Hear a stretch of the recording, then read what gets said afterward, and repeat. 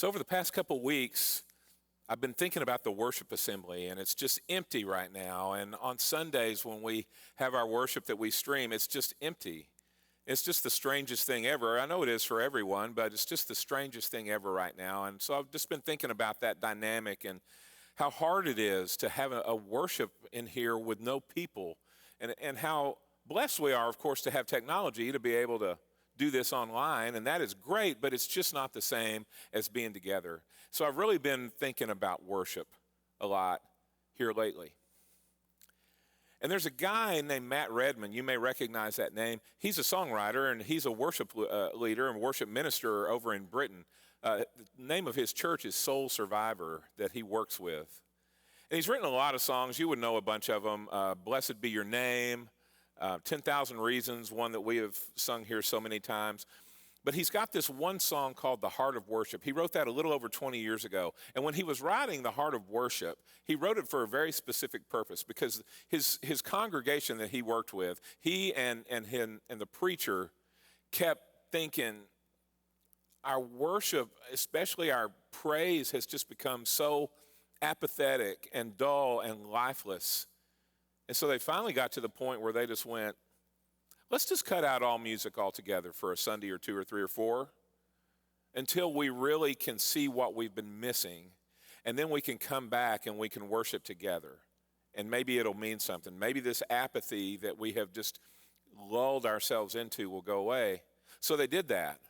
And of course, the church missed it tremendously. They missed singing praises to God tremendously, but they didn't really realize how much until they didn't have it with them. And during that time where they were not singing, he wrote this song, it's a very simple song called The Heart of Worship. And you may know the song. One of the lines in the chorus says, I'm coming back to the heart of worship because it's all about you, Lord. It's all about you. I'm sorry, Lord, for the thing that we have made it, because it's all about you, Lord. I'm sorry, Lord, for the thing we've made it. That's what he said. And that really got me to thinking, what have we made worship? Because they had music gone for several weeks, and when they brought it back, all of a sudden this apathy that had been there was gone, and people were praising from the middle of their hearts straight out to God. So I started thinking about worship and apathy and those two things going together. And do you know what the first instance of the word worship is in all of Scripture? The very first instance of the word worship in Scripture is over in Genesis 22. And it's the story of Abraham and Isaac. And so Abraham's got Isaac. He's going to take him up on the mountain, and he's going to say his intention is to sacrifice him to God.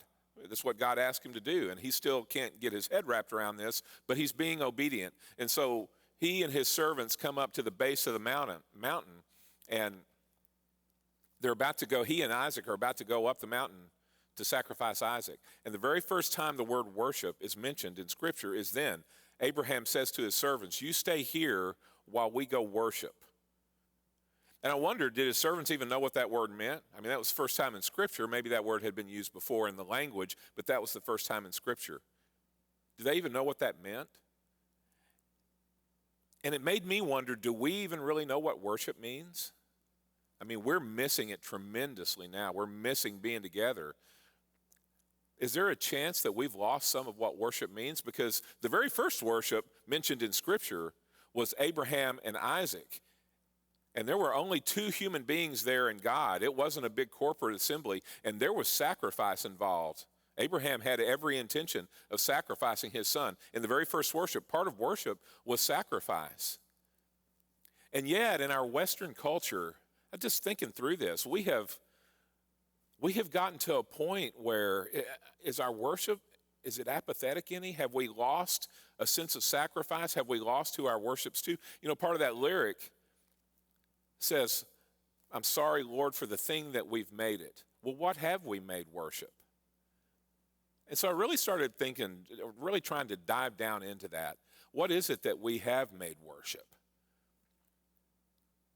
I know this, over my adult lifetime in ministry, one of the words that I hear over and over and over and over is comfort. People are very concerned. They'll say, I'm not comfortable with that. We'll do something, or somebody does something or says something, and someone will go, I'm not comfortable with that. As if our comfort was a part of worship. See, because that's about us. And we get really hung up in our preferences. If they don't sing the songs that I want to sing, we get really upset. Or if they say a word or two in the prayer that we don't deem appropriate for us, or whatever it is, we read a scripture that I don't want to hear, or whatever it is, we use a translation of a Bible that they don't like.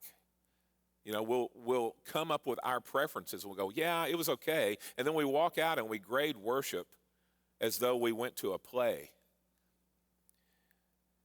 Well, worship is not about us. It never has been about us. When Abraham and Isaac went up to worship God, it was not about them. It was about them pouring themselves out to God. And it just made me wonder, that song, I'm coming back to the heart of worship. It just made me wonder, as we are empty in here, I can hear an echo while I'm recording this. And as we're empty in here, I wonder what thing we have made worship. I wonder if it's a thing that is not what God ever intended. And we have just, little by little, just like the frog in the kettle, gets a little bit hotter and a little bit hotter. If we've made worship into something that really is not what God intended, it has become maybe a little bit more about us than it is about Him. About what we want and our comfort than it is about a sacrifice of us, our time and our hearts, back to the God who created us and loved us so much that He gave His Son Jesus. I'm coming back to the heart of worship because it's all about you, Lord. It's all about you. Conroe Church, we're all looking forward to the time that we can be back together again. We are so excited at the thought of us just filling this room up again and being able to shake hands or hug or whatever the new normal is going to be. We don't even know what it's going to be. But we're so excited about that. And I wonder if this isn't also a really good time for us to reset our thought process on what worship is and what we bring into the room to worship, not expectations of others' performance, not expectations of certain songs being sung, not our own comfort, but really us seeking the face of God and pouring ourselves out to Him. If that was true, that's one way that God will take what is meant for evil in this world, this disease, and turn it for good. So, Conroe Church, let's ponder that before we get back in this room all together again. And let's bring, on that day, our heart for worship to Him. It's awesome to be with you virtually. I'm looking forward to being with you in person.